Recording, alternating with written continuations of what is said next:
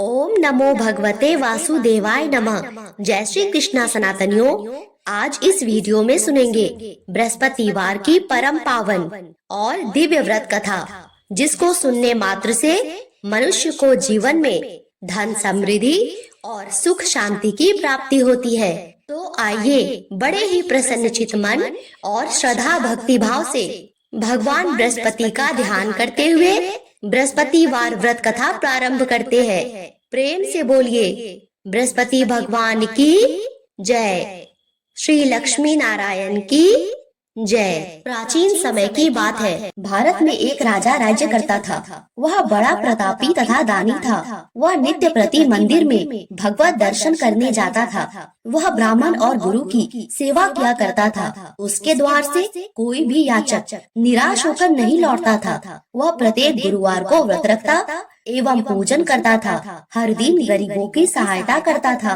परंतु यह सब बातें उसकी रानी को अच्छी नहीं लगती थी। वह न व्रत करती और न किसी को एक भी पैसा दान में देती थी। वह राजा से भी ऐसा करने को मना किया करती थी। एक समय की बात है। राजा शिकार करने वन को चले गए। घर पर रानी और दासी थी। उस समय गुरु बृहस्पति साधु का रूप धारण कर राजा के दरवाजे पर भिक्षा मांगने आए। साधु ने रानी से भिक्षा मांगी तो वह कहने लगी, हे साधु महाराज, मैं इस दान और पुण्य से तंग आ गई हूँ। इस कार्य के लिए तो मेरे पतिदेव ही बहुत हैं। अब आप ऐसी कृपा करें कि सारा धन नष्ट हो जाए और मैं आराम से रह सकूं। साधु रूपी बृहस्पति देव ने कहा, हे देवी, तुम बड़ी विचित्र हो। संतान और धन से कोई दुखी नहीं होता, इसको सभी चाहते हैं। पापी भी पुत्र और धन की इच्छा करता है। अगर तुम्हारे पास धन अधिक है तो भूखे मनुष्यों को भोजन कराओ, प्याऊ लगवाओ, ब्राह्मणों को दान दो, धर्मशाला बनवाओ, कुआं, तालाब, बावड़ी, बाग बगीचे आदि का निर्माण कराओ तथा निर्धनों की कुंवारी कन्याओं का विवाह कराओ। साथ ही यज्ञ आदि करो। इस प्रकार के कर्मों से आपके कुल का और आपका नाम परलोक में सार्थक होगा एवं स्वर्ग की प्राप्ति होगी। परंतु रानी साधु की इन बातों से खुश नहीं हुई। उसने कहा, हे साधु महाराज, मुझे ऐसे धन की आवश्यकता नहीं है जिसको मैं अन्य लोगों को दान दूं और जिसको रखने और संभालने में ही मेरा सारा समय नष्ट हो जाए। साधु ने कहा, हे देवी, यदि तुम्हारी ऐसी ही इच्छा है तो जैसा मैं तुम्हें बताता हूँ तुम वैसा ही करना। बृहस्पतिवार के दिन अपने घर को गोबर से लीपना, अपने केशों को पीली मिट्टी से धोना, केशों को धोते समय स्नान करना, राजा से कहना वह हजामत करवाए और भोजन में मांस मंदिरा खाना, कपड़ा धोबी के यहाँ धुलने देना। इस प्रकार 7 बृहस्पतिवार करने से तुम्हारा धन नष्ट हो जाएगा। यह कहकर साधु महाराज रूपी बृहस्पति देव अंतर ध्यान हो गए। रानी ने साधु के कहने के अनुसार 7 बृहस्पतिवार तक वैसा ही करने का विचार किया। साधु के बताए अनुसार कार्य करते हुए केवल 3 बृहस्पतिवार ही बीते थे कि उसकी समस्त धन संपत्ति नष्ट हो गई। भोजन के लिए दोनों समय परिवार तरसने लगा तथा सांसारिक भोगों से दुखी रहने लगा। तब वह राजा रानी से कहने लगा, हे रानी, तुम यहाँ पर रहो, मैं दूसरे देश को जाता हूँ, क्योंकि यहाँ पर मुझे सभी मनुष्य जानते हैं, इसीलिए मैं कोई कार्य नहीं कर सकता। मैं अब परदेश जा रहा हूँ, वहाँ कोई काम धंधा करूँगा, शायद हमारे भाग्य बदल जाए। ऐसा कहकर राजा परदेश चला गया। वह वहाँ जंगल से लकड़ी काट कर लाता और शहर में बेचता। इस तरह जीवन व्यतीत करने लगा। इधर राजा के बिना रानी और दासियां दुखी रहने लगी। किसी दिन भोजन मिलता तो किसी दिन जल पीकर ही रह जाती। एक समय रानी और दासियों को 7 दिन बिना भोजन के व्यतीत करना पड़ा। तो रानी ने अपनी दासी से कहा, हे दासी, यहाँ पास ही के नगर में मेरी बहन रहती है, वह बड़ी धनवान है, तू उसके पास जा और वहाँ से 5 सेर बेझर मांग के ले आ, जिससे कुछ समय के लिए गुजर हो जाएगा। दासी रानी के बहन के पास गई। रानी की बहन उस समय पूजा कर रही थी। बृहस्पतिवार का दिन था। दासी ने रानी की बहन से कहा, हे रानी, मुझे आपकी बहन ने भेजा है, मुझे 5 सेर बेझर दे दो। दासी ने यह बात अनेक बार कही, परंतु रानी की बहन ने कोई उत्तर नहीं दिया, क्योंकि वह उस समय बृहस्पतिवार की कथा सुन रही थी। जब दासी को रानी की बहन से कोई उत्तर नहीं मिला तो वह बहुत दुखी हुई। उसे क्रोध भी आया। वह लौटकर रानी से बोली, हे रानी, आपकी बहन तो बहुत बड़ी स्त्री है, वह छोटे लोगों से बात भी नहीं करती। मैंने उससे कहा तो उसने कोई उत्तर नहीं दिया। मैं वापस चली आई। रानी बोली, हे दासी, इसमें उसका कोई दोष नहीं है। जब बुरे दिन आते हैं तब कोई सहारा नहीं देता। अच्छे बुरे का पता विपत्ति में ही लगता है। जो ईश्वर की इच्छा होगी वही होगा। यह सब हमारे भाग्य का दोष है। उधर रानी की बहन ने सोचा, मेरी बहन की दासी आई थी, परंतु मैं उससे न बोली। इससे वह बहुत दुखी हुई होगी। अतः कथा सुन और विष्णु भगवान का पूजन समाप्त कर अपनी बहन के घर आई और कहने लगी, हे बहन, मैं बृहस्पतिवार का व्रत कर रही थी। तुम्हारी दासी हमारे घर गई थी, परंतु जब तक कथा होती है न उठते हैं न बोलते हैं, इसीलिए मैं नहीं बोली। कहो दासी, क्यों गई थी? रानी बोली, बहन, हमारे घर अनाज नहीं था। वैसे तुमसे कोई बात छिपी नहीं है, इस कारण मैंने दासी को तुम्हारे पास 5 सेर बेझर लेने के लिए भेजा था। रानी की बहन बोली, बहन देखो, बृहस्पति भगवान सबकी मनोकामना पूर्ण करते हैं। देखो, शायद तुम्हारे घर में अनाज रखा हो। यह सुनकर दासी घर के अंदर गई और वहाँ उसे एक बड़ा घड़ा बेझर का भरा मिल गया। उसे बड़ी हैरानी हुई क्योंकि उसने एक एक बर्तन देख लिया था। उसने बाहर आके रानी को बताया। दासी अपनी रानी से कहने लगी, हे रानी देखो, वैसे हमको जब अन्न नहीं मिलता तो हम रोज ही व्रत करते हैं। अगर इनसे व्रत की विधि और कथा पूछ ली जाए तो उसे हम भी किया करेंगे। दासी के कहने पर रानी ने अपनी बहन से बृहस्पतिवार व्रत के बारे में पूछा। उसकी बहन ने बताया, हे रानी बहन, बृहस्पतिवार को सूर्योदय से पूर्व उठकर स्नान करके बृहस्पतिवार का व्रत करना चाहिए, लेकिन उस दिन सिर नहीं धोना चाहिए। बृहस्पतिवार के व्रत में चने की दाल और मुनक्का से विष्णु भगवान का केले के वृक्ष की जड़ में पूजन करे तथा दीपक जलावे। उस दिन एक ही समय भोजन करे। भोजन पीले खाद्य पदार्थ का करे तथा कथा सुने। इस प्रकार करने से गुरु भगवान प्रसन्न होते हैं, अन्न पुत्र धन देते हैं, मनोकामना पूर्ण करते हैं। व्रत और पूजन की विधि बता के रानी की बहन अपने घर लौट आई। रानी और दासी दोनों ने निश्चय किया कि बृहस्पति देव भगवान का पूजन जरूर करेंगे। 7 दिन बाद जब बृहस्पतिवार आया तो उन्होंने व्रत रखा। गुड़साल में जाकर चना और गुड़ बीन लाई तथा उसकी दाल से केले की जड़ और विष्णु भगवान का पूजन किया। अब भोजन पीला कहाँ से आए? दोनों बड़ी दुखी हुई, परंतु उन्होंने व्रत रखा था, इस कारण बृहस्पति भगवान प्रसन्न थे। एक साधारण व्यक्ति के रूप में 2 थालों में सुंदर पीला भोजन लेकर आए और दासी को देकर बोले, हे दासी, यह भोजन तुम्हारे और रानी के लिए है, तुम दोनों भोजन करना। दासी भोजन पाके बड़ी प्रसन्न हुई और रानी से बोली, रानी जी भोजन कर लो। रानी को भोजन आने के बारे में कुछ पता नहीं था, इसीलिए वह दासी से बोली, जा तू ही भोजन कर, क्योंकि तू हमारे व्यर्थ में हंसी उड़ाती है। दासी बोली, एक व्यक्ति भोजन दे गया है। रानी कहने लगी, वह भोजन तेरे ही लिए दे गया है, जा तू ही भोजन कर। दासी ने कहा, वह व्यक्ति हम दोनों के लिए 2 थालों में भोजन दे गया है, इसीलिए मैं और आप दोनों ही साथ साथ भोजन करेंगे। दोनों ने गुरु भगवान को नमस्कार कर भोजन आरम्भ किया। इसके बाद से प्रत्येक बृहस्पतिवार को गुरु भगवान का व्रत और पूजन करने लगी। बृहस्पति भगवान की कृपा से उनके पास धन हो गया, परंतु रानी फिर पहले की तरह से आलस्य करने लगी। तब दासी बोली, देखो रानी, तुम पहले भी इस प्रकार आलस्य करती थी, तुम्हें धन को रखने में कष्ट होता था, इसी कारण सभी धन नष्ट हो गया। अब गुरु भगवान की कृपा से बड़ी मुश्किल से हमें यह धन मिला है, तो फिर तुम्हें आलस्य होता है। बड़ी मुसीबतों के बाद हमने यह धन पाया है, इसीलिए हमें दान पुण्य करना चाहिए। तुम भूखे मनुष्यों को भोजन कराओ, प्याऊ लगवाओ, ब्राह्मणों को दान दो, कुआं तालाब बावड़ी आदि का निर्माण कराओ, मंदिर पाठशाला बनवाकर दान दो, कुंवारी कन्याओं का विवाह कराओ, धन को शुभ कार्यों में खर्च करो, जिससे तुम्हारे कुल का यश बढ़े और स्वर्ग की प्राप्ति हो तथा पितर भी प्रसन्न हो। दासी की बात मानकर रानी ने इसी प्रकार के कर्म करने प्रारंभ किए, जिससे उनका काफी यश फैलने लगा। एक दिन रानी और दासी आपस में विचार करने लगी, न जाने राजा किस दशा में होंगे, उनकी कोई खोज खबर नहीं है। गुरु भगवान से उन्होंने प्रार्थना की और भगवान ने रात्रि में राजा को स्वप्न में कहा, हे राजा उठ, तेरी रानी तुझको याद करती है, अब अपने देश को लौट जा। राजा प्रातः काल उठकर जंगल से लकड़ियां काटकर लाने के लिए जंगल की ओर चल पड़ा। जंगल से गुजरते हुए वह सोचने लगा, रानी की गलती से उसे कितने दुख भोगने पड़े। राजपाट छोड़कर उसे जंगल में आकर रहना पड़ा। जंगल से लकड़ियां काटकर उन्हें बेचकर गुजारा करना पड़ा। उसी समय उस जंगल में बृहस्पति देव एक साधु का रूप धारण कर आए और राजा के पास आकर बोले, हे लकड़हारे, तुम इस सुनसान जंगल में किस चिंता में बैठे हो, मुझको बतलाओ। यह सुन राजा के नेत्रों में जल भर आया और वह साधु की वंदना कर बोला, हे प्रभु, आप तो सब कुछ जानने वाले हो। इतना कहकर राजा ने साधु को अपनी संपूर्ण कहानी बतला दी। महात्मा दयालु होते हैं। वे राजा से बोले, हे राजा, देखो, तुम्हारी पत्नी ने बृहस्पति देव के प्रति अपराध किया, जिसके कारण तुम्हारी यह दशा हुई। अब तुम किसी प्रकार की चिंता मत करो, भगवान तुम्हें पहले से अधिक धन देंगे। देखो, तुम्हारी पत्नी ने भी बृहस्पतिवार का व्रत प्रारंभ कर दिया है। अब तुम भी बृहस्पतिवार का व्रत करके चने की दाल और गुड़ जल के लोटे में डालकर केले का पूजन करो, फिर कथा कहो या सुनो, भगवान तुम्हारी सब कामनाओं को पूर्ण करेंगे। साधु को प्रसन्न देखकर राजा बोला, हे प्रभु, मुझे लकड़ी बेचने के पश्चात इतना पैसा नहीं बचता जिससे मैं भोजन के उपरांत कुछ बचा सकूं। मैंने रात्रि में अपनी रानी को व्याकुल देखा है। मेरे पास कोई साधन नहीं जिससे मैं उसका समाचार जान सकूं।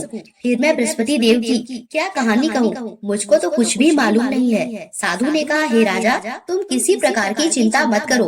बृहस्पतिवार के दिन तुम रोजाना की तरह लकड़ियां लेकर शहर में जाओ। तुम्हें रोज से दुगुना धन प्राप्त होगा, जिससे तुम भली भांति भोजन कर दोगे और बृहस्पति देव की पूजा का सामान भी आ जाएगा। बृहस्पतिवार की कथा इस प्रकार है, सो ध्यान पूर्वक सुनो। प्राचीन काल में एक बहुत ही निर्धन ब्राह्मण था। उसके कोई संतान नहीं थी। वह नित्य पूजा पाठ करता, परंतु उसकी स्त्री बहुत मलिनता के साथ रहती थी। वह न स्नान करती, न किसी देवता का पूजन करती। प्रातः काल उठते ही सर्वप्रथम भोजन करती, बाद में कोई अन्य कार्य करती। ब्राह्मण देवता बहुत दुखी रहते थे। पत्नी को बहुत समझाते, परंतु उसका कोई परिणाम न निकलता। भगवान की कृपा से ब्राह्मण की स्त्री के कन्या उत्पन्न हुई। वह कन्या अपने पिता के घर में बड़ी होने लगी। वह बालिका प्रातः स्नान करके भगवान विष्णु का जप करती। वह बचपन से ही बृहस्पतिवार का व्रत भी करने लगी। पूजा पाठ समाप्त कर स्कूल जाती तो अपनी मुट्ठी में जौ भर के ले जाती और पाठशाला जाने के मार्ग में डालती जाती। वही जौ स्वर्ण के हो जाते तो लौटते समय उनको बीन कर घर ले आती। एक दिन वह बालिका सूप में उन सोने के जौ को फटककर साफ कर रही थी। तभी उसकी माँ ने देखा और कहा, हे बेटी, सोने के जौ को फटकने के लिए सोने का सूप होना चाहिए। दूसरे दिन गुरुवार था। इस कन्या ने व्रत रखा और बृहस्पति देव से कहा, हे प्रभु, यदि मैंने सच्चे मन से आपकी पूजा की हो तो मुझे सोने का सूप दे दो। बृहस्पति देव ने उसकी प्रार्थना स्वीकार कर ली। रोजाना की तरह जब वह कन्या जौ फैलाते हुए स्कूल चली गई और स्कूल से लौटकर जब वह जौ बीन रही थी तो बृहस्पति देव की कृपा से उसे सोने का सूप मिला। उसे वह घर ले आई और उसे जौ साफ करने लगी, परंतु उसकी माँ का वही ढंग रहा। एक दिन की बात है, वह कन्या सोने के सूप में जौ साफ कर रही थी। उस समय वहाँ का राजकुमार वहाँ से होकर निकला। उस कन्या के रूप और सोने के सूप में जौ को साफ करते देखकर वह उस कन्या पर मोहित हो गया। राजमहल आकर भोजन और जल त्याग कर उदास होकर लेट गया। राजा को जब राजकुमार द्वारा अन्न जल त्यागने का समाचार ज्ञात हुआ तो अपने मंत्रियों के साथ वह अपने पुत्र के पास पहुँचे और बोले, हे बेटा, तुम्हें किस बात का कष्ट है? किसी ने अपमान किया है अथवा कोई और कारण है? मुझे बताओ, मैं वही करूँगा जिससे तुम्हें प्रसन्नता हो। राजकुमार ने अपने पिता की बातें सुनी और बोला, मुझे आपकी कृपा से किसी बात का दुख नहीं है। किसी ने मेरा अपमान नहीं किया, परंतु मैं उस लड़की के साथ विवाह करना चाहता हूँ जो सोने के सूप में जौ साफ कर रही थी। यह सुन राजा आश्चर्य में पड़ गया और बोला, हे बेटा, इस प्रकार की कन्या का पता तुम ही लगाओ, मैं उसके साथ तुम्हारा विवाह अवश्य करवा दूंगा। राजकुमार ने राजा को उस लड़की के घर का पता बताया। मंत्री उस लड़की के घर गया और राजा का आदेश ब्राह्मण को सुनाया। कुछ ही दिन बाद ब्राह्मण की कन्या का विवाह राजकुमार के साथ संपन्न हो गया।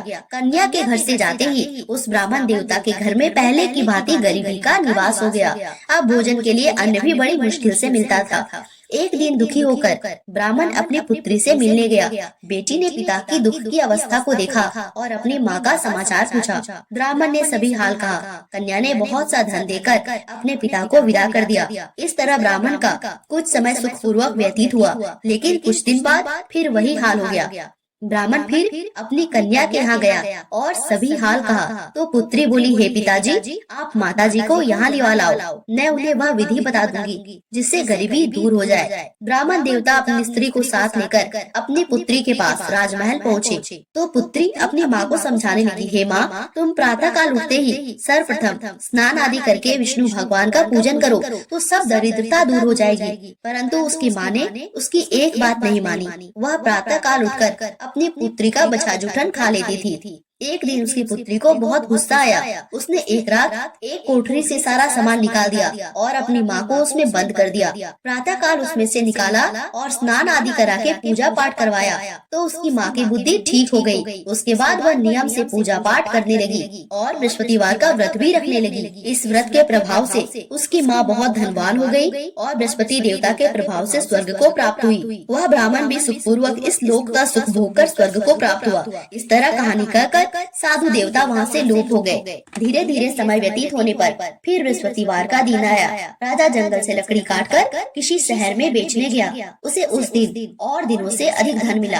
राजा ने चना गुड़ आदि लाके बृहस्पतिवार का व्रत किया। उस दिन से उसके सभी क्लेश दूर हो गए। परंतु जब अगला गुरुवार का दिन आया तो वह बृहस्पतिवार का व्रत करना भूल गया। इस कारण बृहस्पति भगवान नाराज हो गए। उस दिन उस नगर के राजा ने विशाल यज्ञ का आयोजन किया और अपने समस्त राज्य में घोषणा करवा दी, कोई भी मनुष्य अपने घर में भोजन न बनाए, न आग जलाए। समस्त लोग मेरे यहाँ भोजन करने आए। इस आज्ञा को जो न मानेगा उसको फांसी की सजा दी जाएगी। राजा के आज्ञा अनुसार राज्य के सभी वासी राजा के भोज में सम्मिलित हुए, लेकिन लकड़हारा कुछ देर से पहुँचा, इसीलिए राजा उसको अपने साथ महल में ले गए। जब राजा लकड़हारे को भोजन करा रहे थे तो रानी की दृष्टि उस खूंटी पर पड़ी जिस पर उसका हार लटका हुआ था। उसे हार खूंटी पर लटका दिखाई नहीं दिया। रानी को निश्चय हो गया कि मेरा हार इसी लकड़हारे ने चुरा लिया है। उसी समय सैनिक बुलवाकर उसको जेल में डलवा दिया। जब लकड़हारा जेल खाने में गया तो बहुत दुखी होकर विचार करने लगा कि न जाने कौन से पूर्वजन्म के कर्म से मुझे यह दुख प्राप्त हुआ है, और उसी साधु को याद करने लगा जो जंगल में मिला। तत्काल बृहस्पति देव साधु के रूप में प्रकट हो गए और उसकी दशा को देखकर कहने लगे, अरे मूर्ख, तूने बृहस्पति देवता की कथा नहीं कही, इसी कारण तुझे दुख प्राप्त हुआ। अब चिंता मत कर, बृहस्पतिवार के दिन जेल खाने के दरवाजे पर 4 पैसे पड़े मिलेंगे, उनसे तू बृहस्पति देव की पूजा करना तो तेरे सभी कष्ट दूर हो जाएंगे। अगले बृहस्पतिवार उसे जेल के द्वार पर 4 पैसे मिले। राजा ने पूजा का सामान मंगवाकर कथा कही और प्रसाद बांटा। उसी रात्रि को बृहस्पति देव ने उस नगर के राजा को स्वप्न में कहा, हे राजा, तूने जिस आदमी को जेल खाने में बंद कर दिया है वह निर्दोष है, वह राजा है, उसे छोड़ देना। रानी का हार उसी खूंटी पर टंगा हुआ है। अगर तू ऐसा नहीं करेगा तो मैं तेरे राज्य को नष्ट कर दूंगा। राजा प्रातः काल उठा और खूंटी पर हाथ टंगा देखकर लकड़हारे से क्षमा मांगी और राजा के योग सुंदर वस्त्र आभूषण भेंट कर उसे विदा किया। गुरुदेव की आज्ञा अनुसार राजा अपने नगर को चल दिया। राजा जब नगर के निकट पहुंचा उसे बड़ा ही आश्चर्य हुआ। नगर में पहले से अधिक बाग, तालाब और कुएं तथा बहुत सी धर्मशालाएं, मंदिर आदि बने हुए थे। राजा ने पूछा, यह किसका बाग और धर्मशाला है? तब नगर के सब लोग कहने लगे, यह सब रानी और दासी के द्वारा बनवाए गए हैं। राजा को आश्चर्य हुआ और गुस्सा भी आया। जब रानी ने खबर सुनी कि राजा आ रहे हैं तो उसने अपनी दासी से कहा, हे दासी, देख, राजा हमको कितनी बुरी हालत में छोड़ गए थे, हमारी ऐसी हालत देखकर लौट न जाए, इसीलिए तू दरवाजे पर खड़ी हो जा। रानी की आज्ञा अनुसार दासी दरवाजे पर खड़ी हो गई और जब राजा आए तो उन्हें अपने साथ महल में लिवा लाई। तब राजा ने क्रोध करके अपनी तलवार निकाली और पूछने लगा, बताओ यह धन तुम्हें कैसे प्राप्त हुआ है? तब रानी ने बताया, हमें यह सब धन बृहस्पति देव के व्रत के प्रभाव से प्राप्त हुआ है। राजा ने तब निश्चय किया कि 7 रोज बाद तो सभी बृहस्पति देव का पूजन करते हैं, परंतु मैं रोजाना दिन में 3 बार कथा कहा करूंगा और रोज व्रत किया करूंगा। अब हर समय राजा के दुपट्टे में चने की दाल बंधी रहती और दिन में 3 बार कथा कहता। एक रोज राजा ने विचार किया, चलो अपनी बहन के यहाँ हो आए। इस तरह का निश्चय कर राजा घोड़े पर सवार होकर अपनी बहन के यहाँ चल दिया। मार्ग में उसने देखा कुछ आदमी एक मुर्दे को लिए जा रहे हैं। उन्हें रोककर राजा कहने लगा, अरे भाइयों, मेरे बृहस्पतिवार की कथा सुन लो।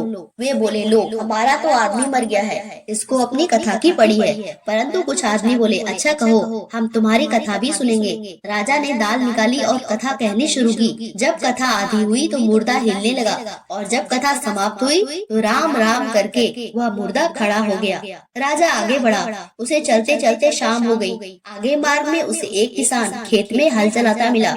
राजा उससे बोला, अरे भैया, तुम मेरी बृहस्पतिवार की कथा सुन लो। किसान बोला, जब तक मैं तेरी कथा सुनूंगा 4 हरिया जोत लूंगा। जा अपनी कथा किसी और को सुनाना। राजा आगे चलने लगा।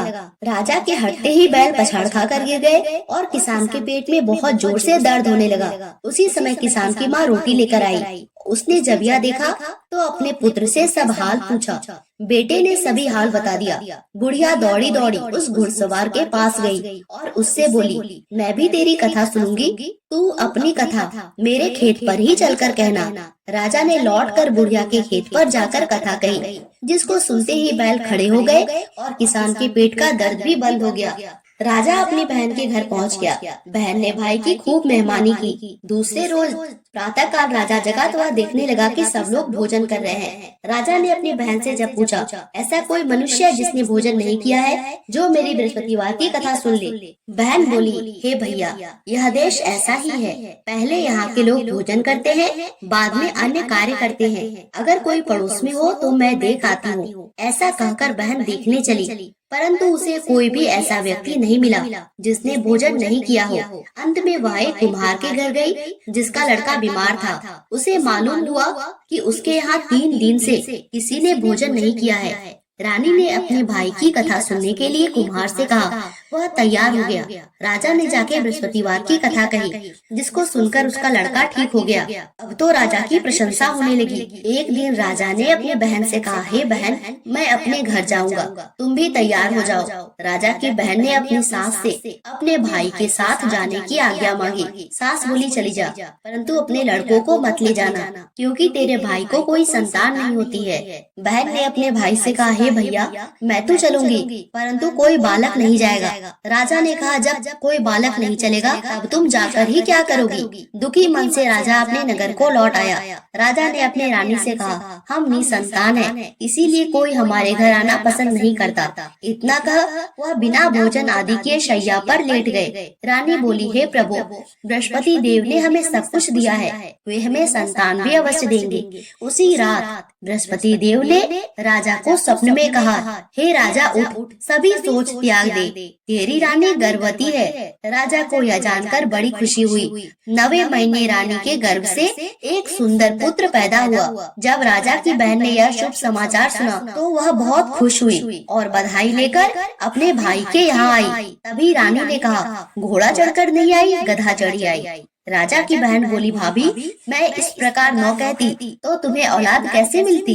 बृहस्पति देव ऐसे ही हैं, जिसके मन में जो कामना रहती है सभी को पूर्ण करते हैं। जो सद्भावना पूर्वक बृहस्पतिवार का व्रत करता है एवं पढ़ता है अथवा सुनता है और दूसरों को सुनाता है, बृहस्पति देव उसकी सभी मनोकामना पूर्ण करते हैं। बृहस्पति देव उसकी सदैव रक्षा करते हैं। जो संसार में सद्भावना और सच्चे हृदय से बृहस्पति देव का पूजन करते हैं, उनकी सभी मनोकामनाएं उसी प्रकार पूर्ण होती है जैसे रानी और राजा ने बृहस्पति देव की कथा का गुणगान किया तो उनकी सभी इच्छाएं बृहस्पति देव ने पूर्ण की। मनुष्य को हृदय से उनका मनन करते हुए जय जयकार करना चाहिए। बोलो बृहस्पति भगवान की जय, विष्णु भगवान की जय।